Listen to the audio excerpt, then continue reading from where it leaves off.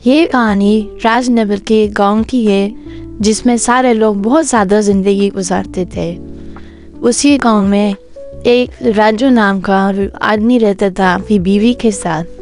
ज़्यादातर लोग यहाँ पर खेती बाड़ी ही करते थे और उनका जो निसार था वो बारिश पे होता था। बारिश होगी तो खेती आगे बढ़ेगी। राजू बेइंतहा मेहनती था।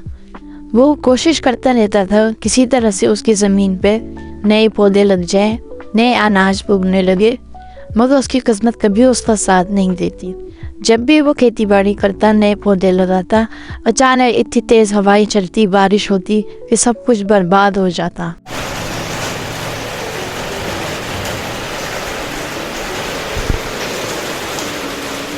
एक दिन राजू सुबह इस दुकान पे निकला। जैसे ही वो अपनी ज़मीनों पर पहुंचा, देखा कि आसपास की ज़मीनों पे जो दूसरे किसान थे वो तो काम ही नहीं कर रहे थे। वो अपनी ज़मीन पे काम करने लग गया। देर तनहान बढ़ता रहा, उसको एहसास ही नहीं हुआ कितना टाइम लग गया। यहाँ तक कि दोपहर हो गई, सूरज निकल आया, सूरज सर पे पहुँच गया। उसकी बीवी आई, आवाज़ देने लगी, राजू राजू सुबह से दोपहर हो गई, तुम काम कर रहे हो, घर नहीं आए खाना खाने, तो इसलिए मैं तुम्हारे लिए खाना यही ले आई हूँ। चलो आओ खाना खा लेते हैं। अरे रानी, समझ नहीं आ रहा, कब से मेहनत किए जा रहा हूँ, कामयाबी ही नहीं मिलती। अभी भी सुबह से लगा हुआ हूँ, बीज बो रहा हूँ, बस तू घर जा, मैं शाम में आता हूँ वापस। तो काम में लगा होता है, बराबर वाली ज़मीन के मालिक आते हैं। अरे राजू, तुम तो कब से काम में लगे हुए हो, तुमने तो अपना सारा काम निपटा दिया। हाँ मानी भाई, आज मुझे पता ही नहीं चला, सुबह से लगा हुआ हूँ, मुझे किस्मत है कि साथ ही नहीं देती।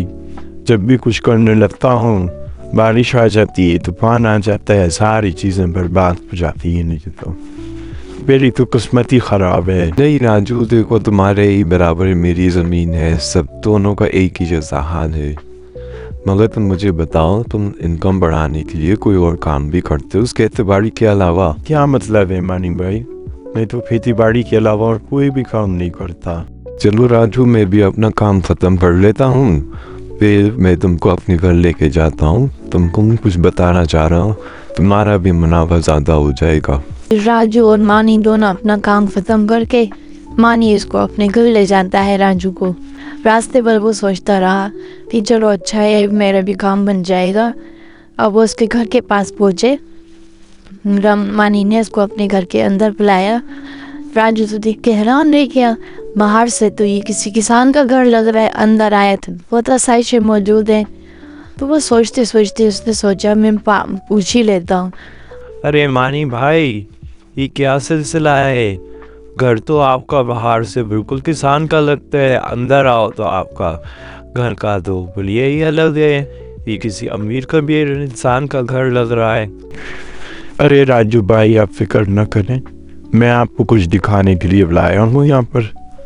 फिर मानी भाई अंदर जाते हैं, अंदर जाके एक बोरी अपने साथ लेके आते हैं। देखो राजू, ये मेरे पास चाइना से मंगवाए हुए चावल हैं जो प्लास्टिक के हैं, जो मैं खेती बाड़ी करके चावल उगाता हूँ, उसमें ये चावल मिक्स कर देता हूँ और मिक्स करके इसको सेल कर देता हूँ। इससे मुझे डबल का मुनाफा होता है। अरे मानी भाई, ये तो लोगों को धोखा देना हो गया, इससे तो लोगों के पेट भी खराब हो सकते हैं, सेहत भी खराब हो सकती है, कुछ अच्छी बात तो नहीं है। देखो राजू, हमें अपना पेट पालने के लिए कुछ ना कुछ तो करना पड़ेगा। खेती बाड़ी से हमें इतना नहीं मिलता कि हम वो पूरा पेट भर के खा सकें और अच्छी ज़िंदगी गुजार सकें।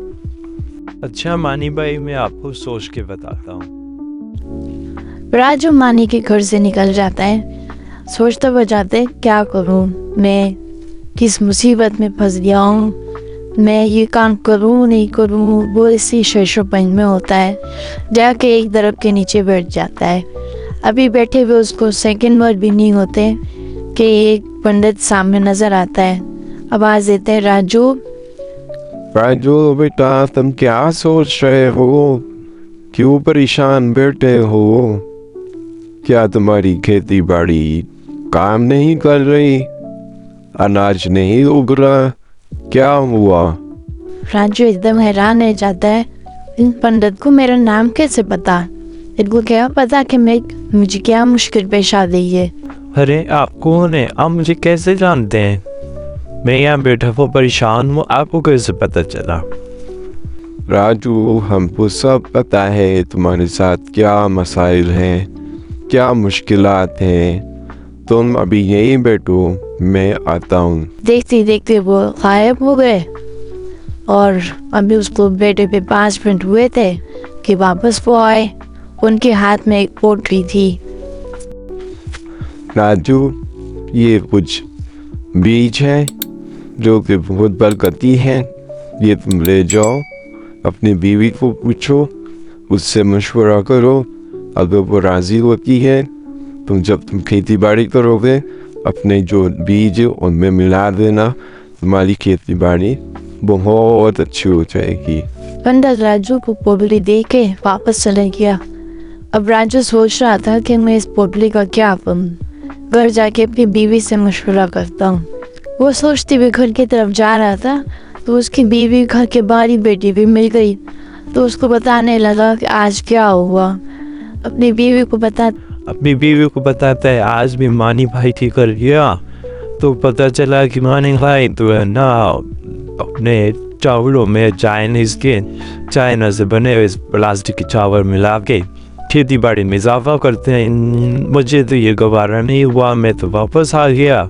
बैटरी पे था तो एक पंडित है, उन्होंने मुझे ये पोटली दी है कि इसमें बीज है, ये बीज अपने तुम खेती बाड़ी में डालो, तुम्हारी फसल दुगनी हो जाएगी।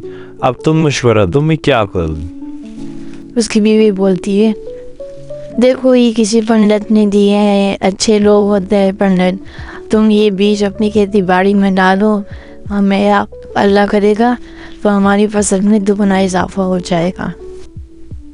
राजू अपनी बीवी की बात मानकर खेतों में वो दाने डाल देता है, वो बीज डाल देता है जो पंडित ने दिए थे।